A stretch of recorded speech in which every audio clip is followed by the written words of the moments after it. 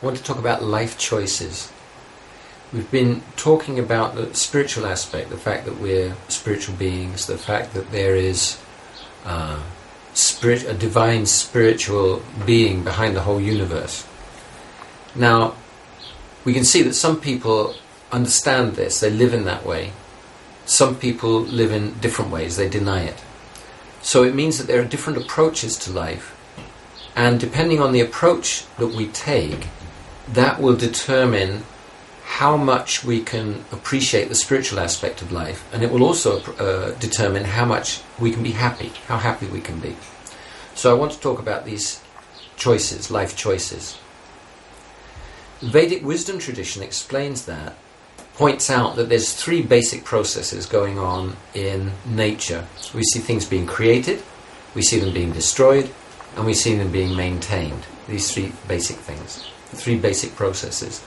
And these processes are produced by three, they're called the modes of material nature, or the qualities of material nature. So, and according how those qualities affect us, some people are affected by the destructive mode, some people are affected by the creative mode, and some people are affected by the maintaining mode, or a mixture. So depending on what effects we have on our life, what influence there is in our life, that determines the kind of approach we have to life and the kind of results that we get. So it's not fixed, it's not like we're fated to have one particular approach or another kind of approach. When we become aware of it, then we can adjust the kind of approach that we take to life, and that means we can adjust the kind of activities that we engage in, the kind of assumptions that we make, and the kind of happiness and fulfillment that we find. So the three approaches to life is a positive, harmonious approach, and there's the passionate, active or creative approach, and then there's the ignorant, destructive approach. These three. So the positive, harmonious approach, naturally this is the one which is recommended, that we should, as much as possible, we should take up this approach. It means that one understands what are the laws of nature, not only the laws that the scientists are looking at, but also the subtle laws and the spiritual laws as well. It means that one understands what is the nature of matter, what is the nature of life, what's the nature of the basis of both matter and life, and how we can make a connection with that basis so that we can live here in the material world, we're managing our material lives, and at the same time we're making that contact and we're making spiritual progress. This is a positive, harmonious approach to life. It means living simply, it means reducing material necessities, not artificially, but living simply, being clean, being compassionate, merciful to other people, being truthful, living the truth, living, accepting guidance from authorities, bona fide authorities, and living our life like this. This is one approach. And it's said that if we do this, at first it's difficult. Sometimes it's almost like poison at the beginning, because it's difficult to give up immediate gratification, but the result in the end is like nectar. One can make spiritual advancement, one can find real happiness, and there's fewer side effects.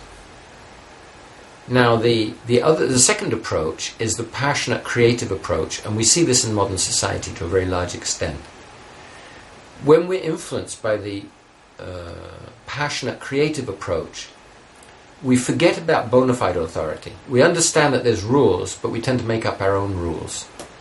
We tend to make up our own ideas. What is life? What's the purpose of life? What is spirituality? How do you do it? How can I be successful? What is happiness? This mode is characterized by intense activity, intense desire, huge amount of material desire, and then intense activity to fulfill that desire. Creative. So we see that, for example, in modern cities. Wherever I go now, I see these gigantic cranes putting up huge skyscrapers everywhere, skyscrapers, roads. This means that people want to fulfill material desires.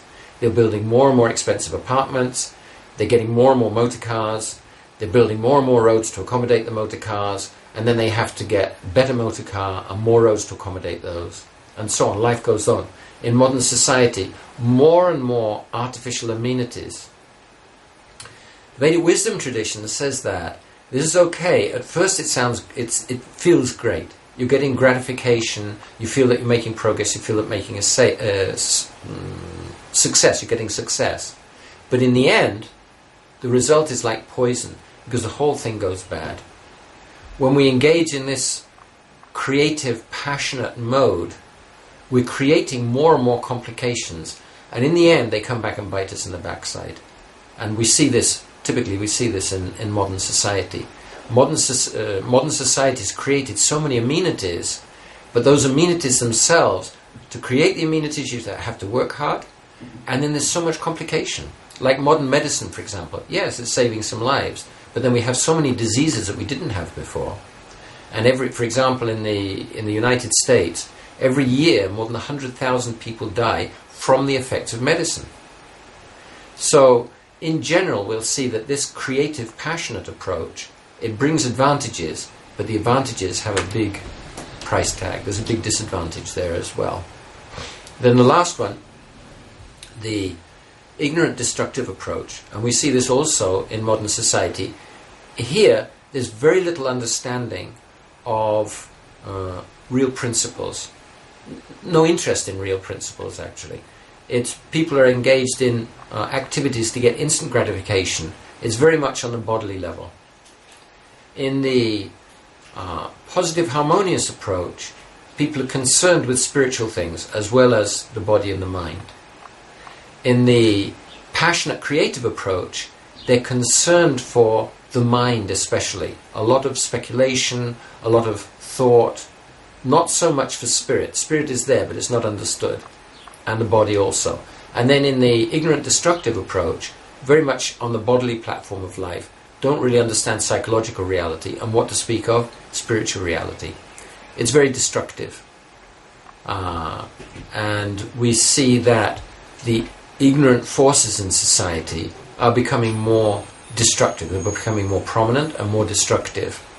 The destruction of culture, the destruction of real learning, real understanding, the destruction of a system that maintains law and order, that maintains natural principles in society.